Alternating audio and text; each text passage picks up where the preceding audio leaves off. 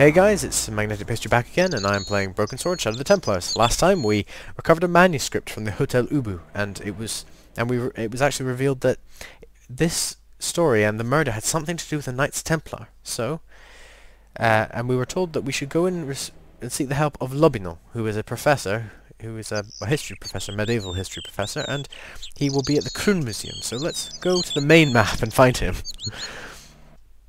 So, yeah, Musée Kroon. There's Rougerie, so we could just take the path around there. So the Musée Kroon, let's go there. And also, actually, wait. I need to show something off. Go back. I should have just shown this off a minute ago. As you can see, La Risée du Monde... wait a minute. Music. Shh. Oh, for goodness sake. La Risée du Monde and the Hotel Ubu are both greyed out. And this music is so inappropriate. Shh. Okay, shh. There we go.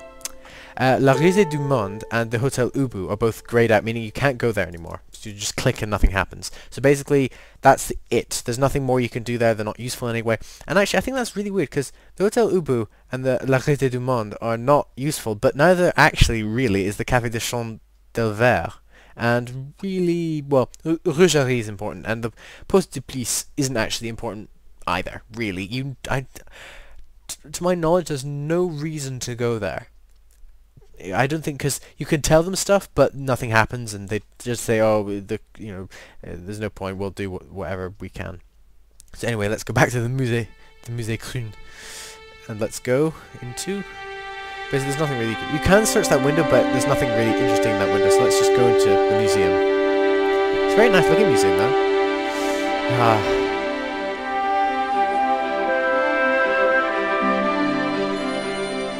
Actually, wait a second, guys. I'll be back in a second.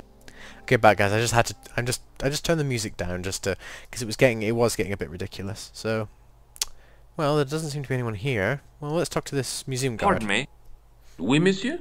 Are you Lobinot? Oh, no. Fancy you mistaking me for him. No. I am the deputy custodian. But Lobinot does work here. Work? I wouldn't go so far as to call it that. He studies here most days, but as you can see for yourself, not today. Today. Let's ask him about the Knights. Well, he's the deputy custodian of a museum. He must know something about something, and there's maybe some. Well, that looks a bit like the Knights Templar symbol. Maybe he knows something about them. Do you know anything about the Knights of the Temple? No, sir. Not a sausage. Not a sausage. Do you know anything about medieval manuscripts? Do you know anything about medieval manuscripts? Not me, monsieur. I am no scholar, though people often mistake me for one. It is the uniform, I guess. They see the clothes. They are impressed. And they ask you to park their cars? They ask me to park the... No. They assume funny. I am an authority on the exhibits in my care. Whereas you know next to nothing about history. Of course not. All I am saying is, I am no scholar, not like Monsieur Lobinot. Well, it's obvious that he's not here. Thanks for your help. Yeah, your help. But wait a minute. What is this central exhibit? It looks like a three-legged thing. Like a kind of pod. And 3 is something to do with try. Yeah, it's the tripod. So let's look at the tripod. In the case was a spindly tripod, blackened with age and pitted with rust. It was identical to the tripod pictured on the manuscript. Yay! A notice identified it as 15th century from Western Ireland. It had been found in Lochmarn, the site of a Knights Templar preceptory. Ireland! Ireland! What's that? This tripod was found in Ireland. So don't shout. I will have to ask you to keep your voice down. This isn't a library. I'm sorry, I was excited. So, wait a minute. So Ireland. Ireland. No, I'm just walking to the camera. There's nothing else you can actually do in here. The only reason for you to come to the museum was to look at the tripod, and we'll realise the tripod was from the manuscript, and to find out it was from Ireland. So I think you can guess now where we're going. Well, first we're going to go to Nico's apartment. But the tripod was definitely the one on the manuscript. The Templar connection confirmed it. I was tempted to go to Ireland to check it out. Well, so I think we should go to Nico's apartment. I don't think we have to, but I just want to kind of make some more time here. So as you can see, aeroport. So now we can actually, well, I can click on the aeroport, and you see Europe, and we can go to Lochmarn. But actually, I'm not going to go there yet. I just want to. Well, actually, I think I can show this off now. I'm going to check the Café de la Chandelle Vert. Because I think actually if you go back, I just want to show something. This isn't necessary by any means. I'm just showing it off. I think this happens because there is something that changes here. I just want to make sure. Let's see. Yep, as you can see, look. This was the Café de Chandelle Vert. It's now being completely boarded up. There's no record of the explosion, apart from, of course, that it's been boarded up. So, there's no record. We can go back there, but there's no point.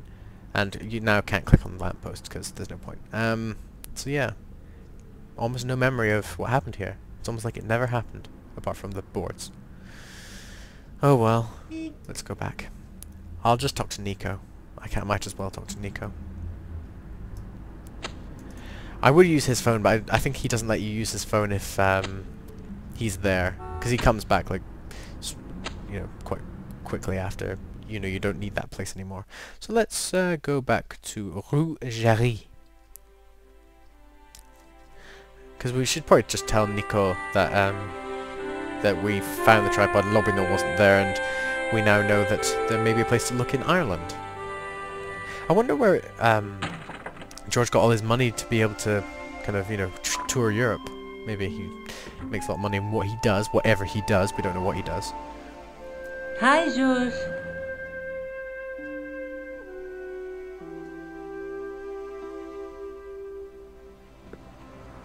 I found the tripod. Yes, Where? I did.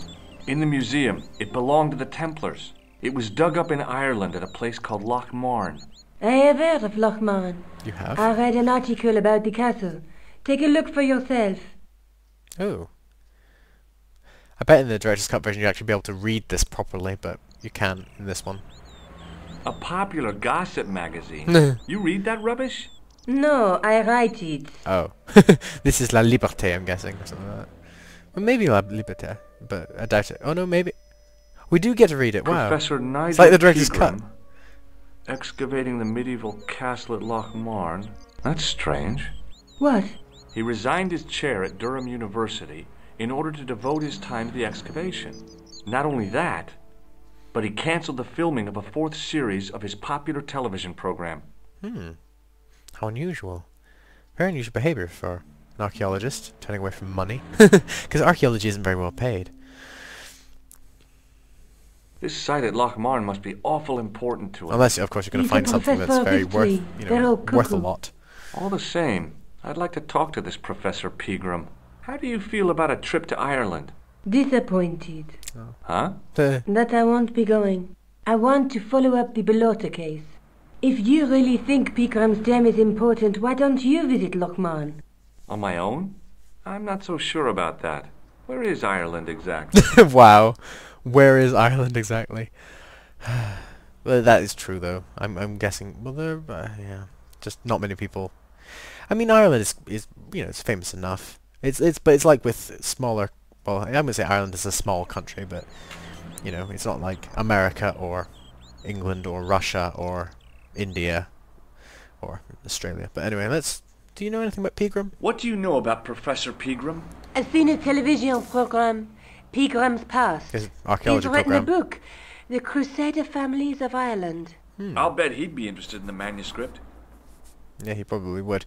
Now, if this is now always an option when you come to Nico's apartment to look at the manuscript, but there's not much reason to, because unless you found out something new. And actually, I think even then there's not much reason to look at the manuscript, because all you can see is already there, and when you find things out, you already know that they link to the manuscript. There's no finding something and then saying, hey, this is like on the manuscript, because you remember the manuscript.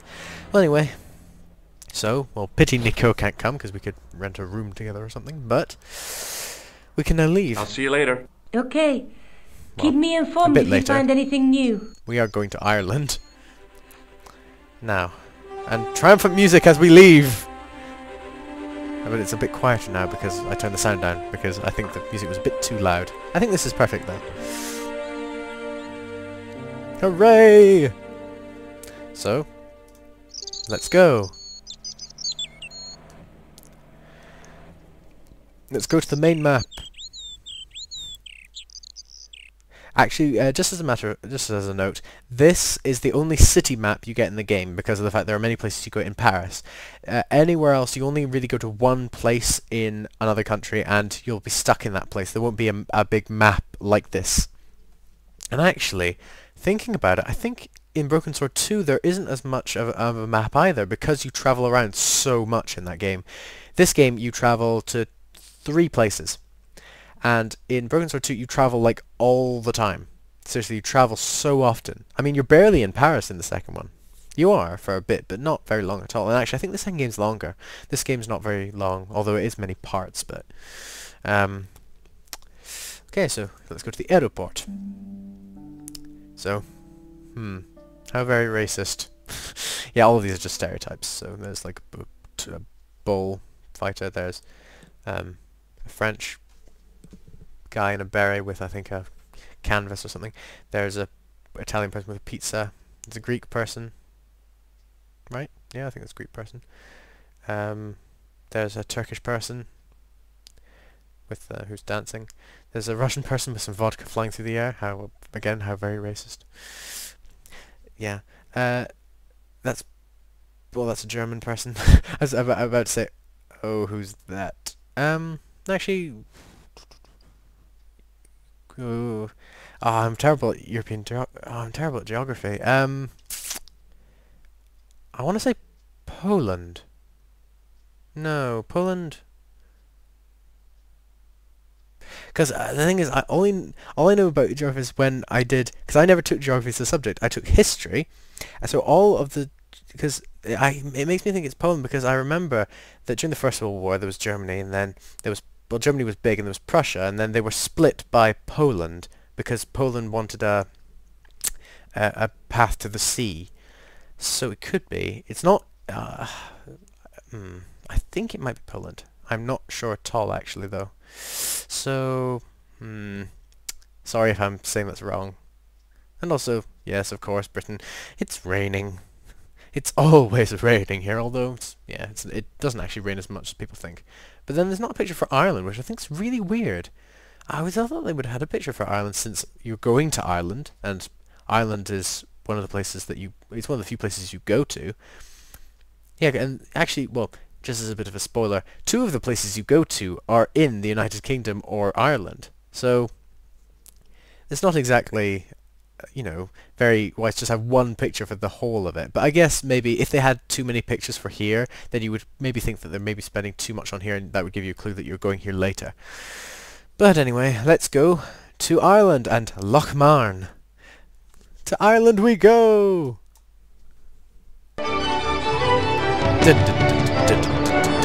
Irish music! Yay! We take a bus. Several hours later, I arrived in Ireland, the Emerald Isle. I'd been lucky to get a bus from Dublin to the tiny village of Loch Marne. On the way out, the driver told me there was only 1 service a day. Ah, so basically we have a day to do everything we want.